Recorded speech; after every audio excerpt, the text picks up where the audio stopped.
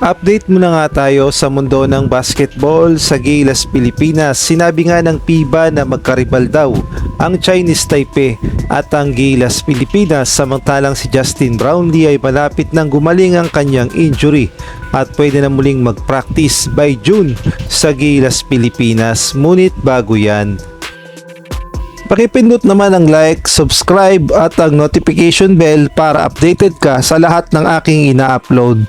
At kung gusto mong magpa-member sa aking channel ay pindutin mo lamang ang join at automatic ka na sa mga shoutout. Kung atin ngang babalikan ay nagkaroon ng dislocated thumb itong si Justin Brownlee sa paglalaro niya sa Barangay Ginebra at ito nga ang naging problema sa finals at pagkatalo na rin siguro ng Barangay Ginebra sa kamay ng Talk and Text. Ngunit ito nga, good news ayon sa report ng Spin.ph.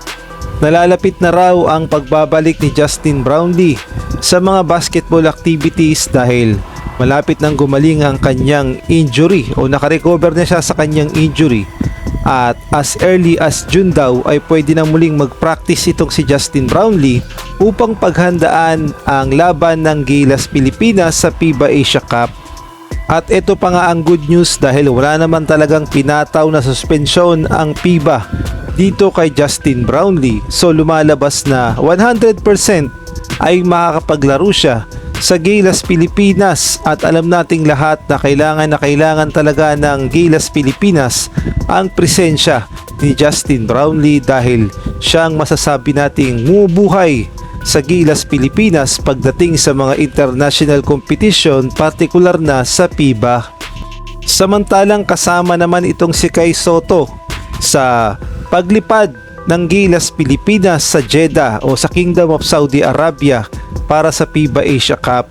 Ngunit nilinaw nga ni Coach Tim Cone na kahit kasama nga itong si Kai Sotto sa biyahe ng Gilas, Pilipinas ay hindi naman siya maglalaro. Kumbaga, magbibigay lang ng matinding motivation itong si Kai Sotto para sa mga Gilas player at ayon na rin yan sa report ng Spin.ph.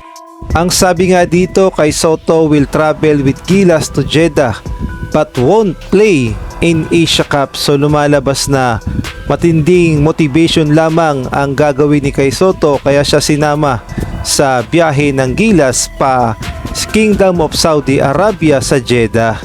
At sa ibang balita naman, eto ngang FIBA nag-post sa kanilang social media account at sinasabi nga nila na rivalries daw ang Chinese Taipei at ang Gilas, Pilipinas.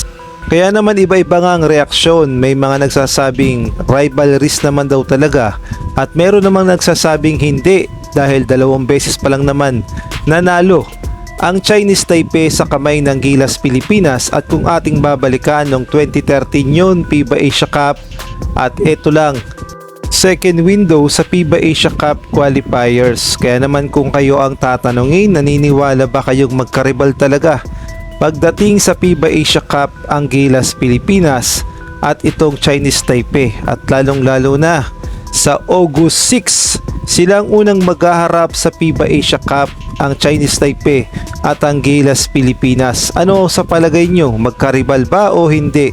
Maaari kayo magbigay ng komento sa comment section.